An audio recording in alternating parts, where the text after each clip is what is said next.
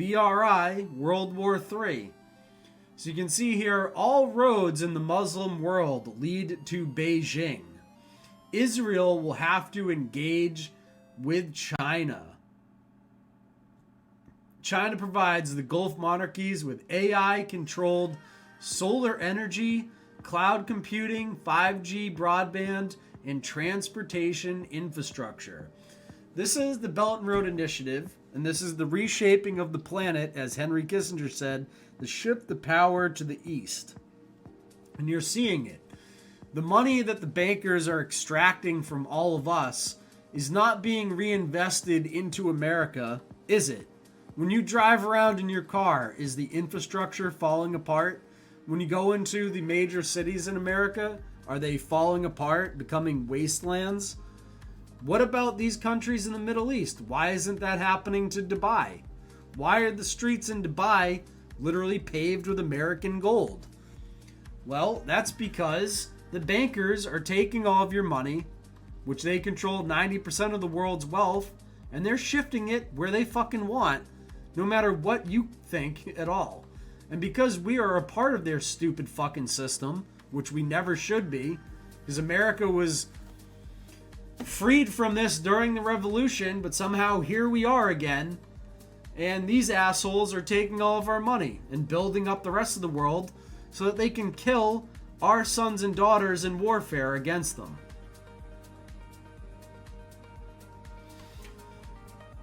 BRI has moved, as I said it would in my documentary, and it continues to move into Africa. The Chinese are establishing a military base in Gabon, which is a very key nation for the Chinese.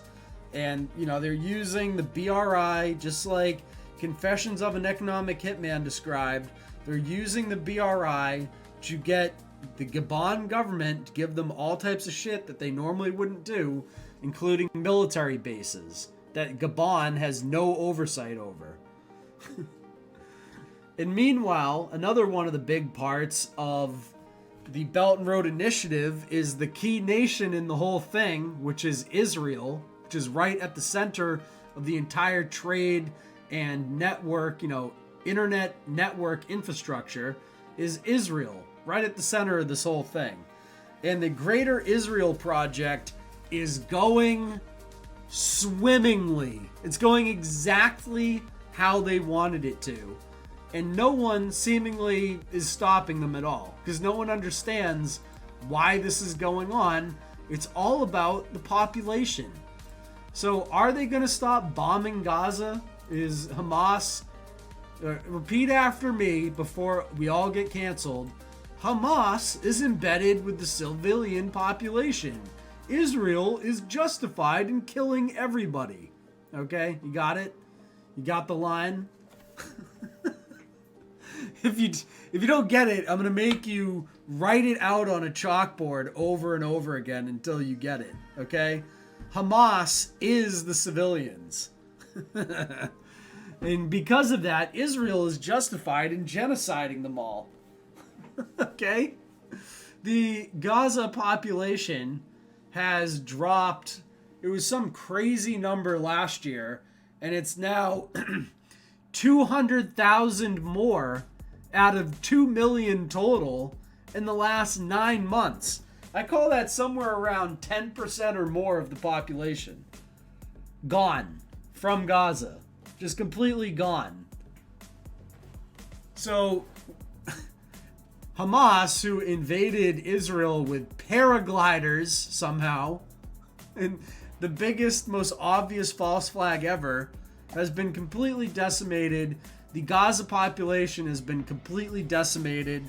Millions of people, hundreds of thousands of people dead or gone or missing.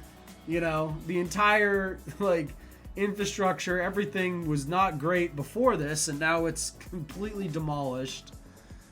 It's going to cost hundreds of billions of dollars to rebuild all of this for the bankers, which they love. And I'm sure it costs even more than that to destroy it with $300,000 cruise missiles, So the medical system, everything is bad. There's people missing under the rubble. etc., etc. The point of this is the population is decreasing rapidly. And what that justifies is Israel taking more Gaza real estate. Because if there's less Gaza people, they don't need as much land, right? And if there's more Israelis, then they're justified in expanding their territory. That's how the greater plan for Israel works. They just keep demolishing the countries around them and then being like, oh, well, it turns out Syria has less population, so they don't need the Golan Heights. We're just going to take the Golan Heights. See how that works? That's how that works. Yeah, I stole that from Monty.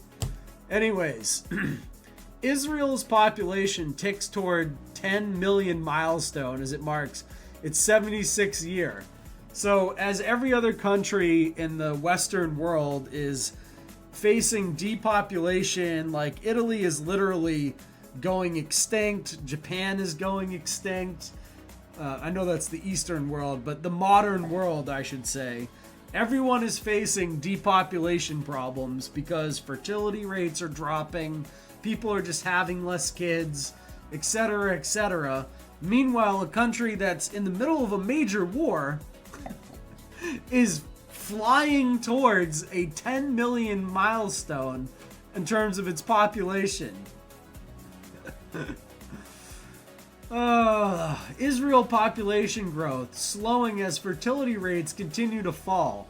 So the interesting thing about this is the fertility rates in Israel are also dropping because they can't control their depopulation plan to, not affect Israel. It's obviously affecting everybody. But Israel's population is still growing faster, 3 times faster than any of its neighbors, turns out, if you go through this report that I have there. And the main reason for that is because of immigration due to global anti-Semitism. So this is how they've been doing it. Because of all these people being mad about the Jews, because of this war in Gaza and all the hashtag Free Palestine marches and all these other things, since the war on October 7th started, the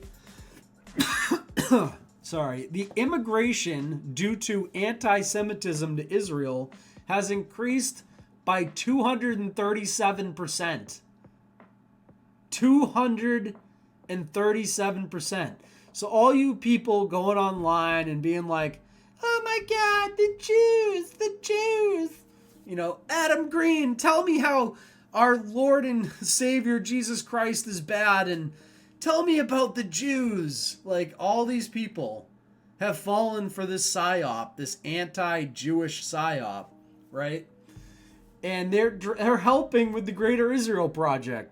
The more you go online and talk shit about the Jays, the more Jays you drive to Israel, and the more you're helping Israel with this Greater Israel plan, right? And do the Israelis, the banksters, really give a shit about the Israelis?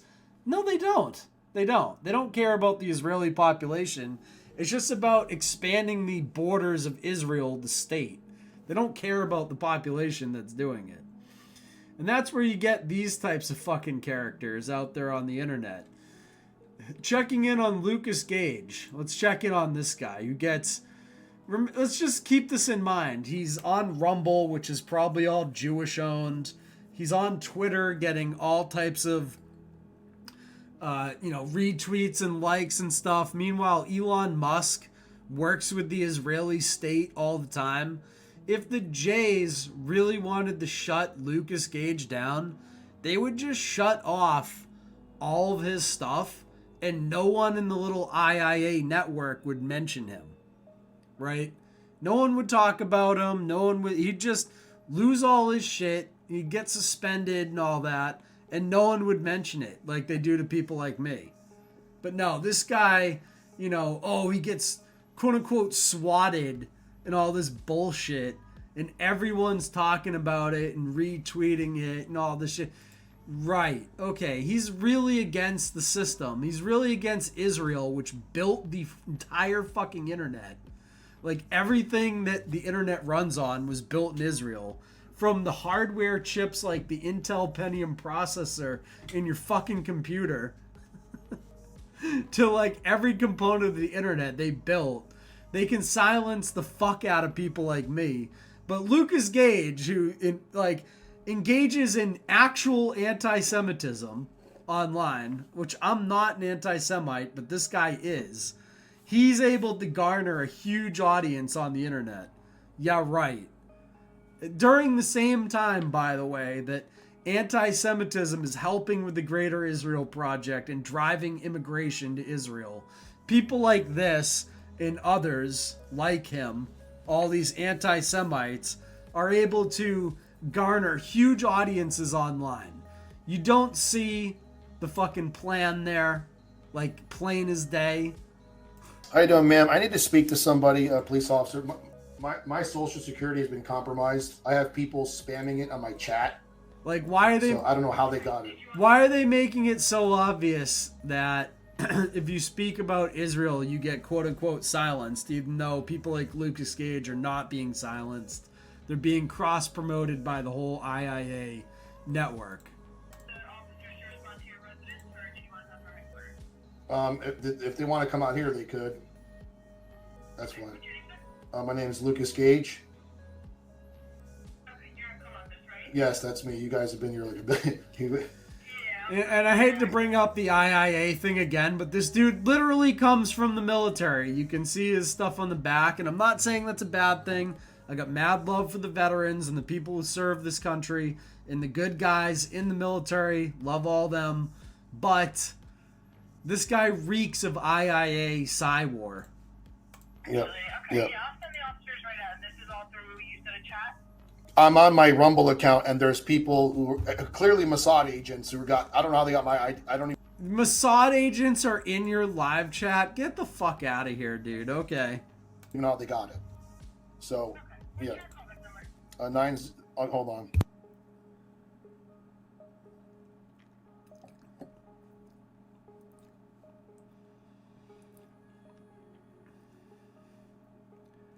You wouldn't live stream this. Like, if this was really happening, you would not live stream it. You would... it's so pathetic.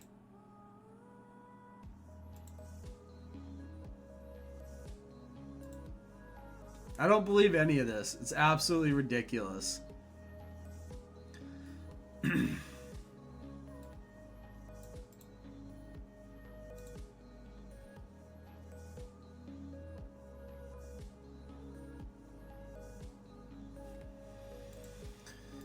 As I said here, the Jews who run the world and build the internet just cannot stop this loose cannon Lucas Gage from exposing them.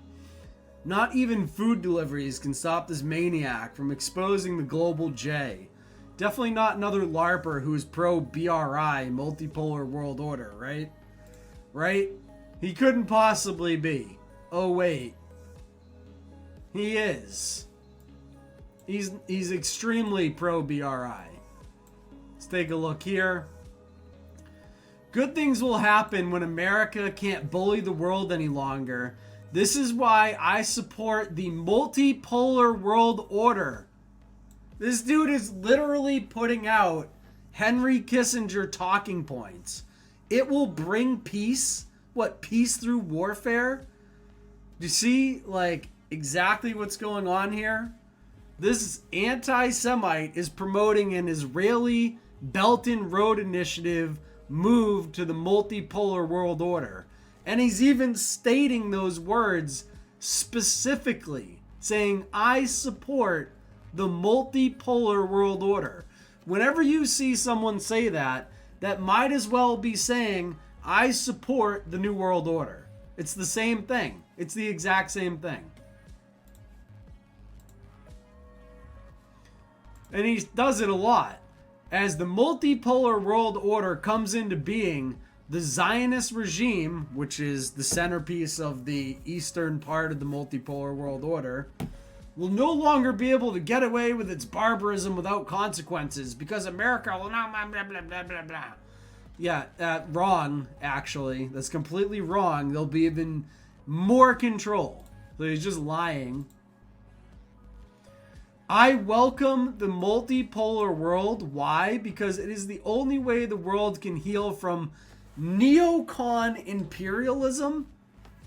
Neocon imperialism. Okay. That sounds like some leftist bullshit talking point. Let me guess. You're friends with Whitney Webb. Another total fucking shill. Me welcoming the multipolar world order is not me wanting to see America destroyed. In fact, it's the opposite? Nope, it actually is. That's exactly what you're talking about. You fucking shill. That's exactly what it is. It's the downfall of the West and the rising up of the East, as described by Henry Kissinger, who is the main person planning all of this shift to the multipolar world order.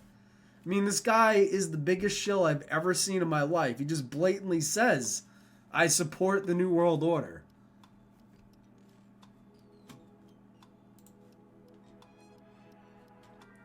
And meanwhile, as I said before, the Israeli population is not exactly having a good time. Here's northern Israel for 9 months.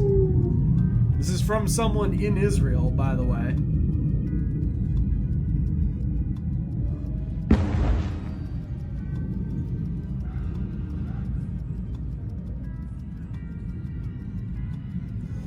Drones and bombs and stuff going on.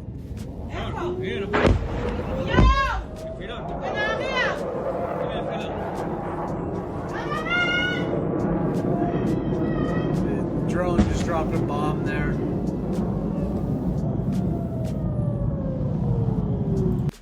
These people have been getting bombed up in northern Israel for months now. So you think the bankers really care about the average Israeli? No, they don't. They don't. They don't care about them either. All they care about is their little 0.001% satanic Luciferian little club. And meanwhile, what I said was going to happen as a part of this was critical infrastructure was going to be targeted by cybersecurity. And that's exactly what's happened. U.S. critical infrastructure continues to fail. Continues to fail. Not like a couple weeks ago in Massachusetts, our 911 calling system went down. You couldn't call 911 for a while in Massachusetts, statewide. The entire emergency calling system was down across the entire state. That's pretty goddamn important, don't you think? You couldn't call 911. You had to look up your local phone number for your local police. How many of you in an emergency know like the number for your local police to call? That's why they invented 911 and it went down. Like, that's pretty serious shit. The AT&T hack that just came out today, by the way. Everyone's shit compromised if you have AT&T. 100 million wireless customers compromised. They're saying AT&T hack undermines U.S. national security. Once again, this is a national security imperative. Two things that should be at the top of the presidential debate for the entire summer all the way up to the election is the inflation problem and the problem with critical infrastructure being targeted by hackers through cyber.